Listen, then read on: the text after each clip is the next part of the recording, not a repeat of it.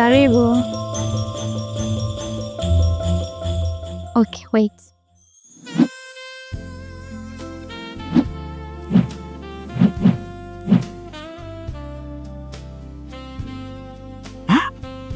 Sista, mbona umenikia bidhaa nyingi hivi? Usijali kaka, bidhaa zote hizo ni za kwako. Ndiyo, msimu huu wa sikukuu ya Christmas na mwaka mpya sinawaletea ofa kabambe sana. Ukinunua Vitality Coffee 2 unapata 1 bure.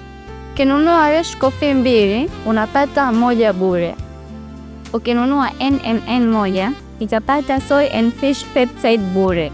Na ukinunua Subset Tea 1 unapata 1 bure. Na ofa hii inapatikana maduka yetu yote yaliyopo nchini Tanzania. Tunavuka mwaka na tunaanza mwaka na afya iliyo bora.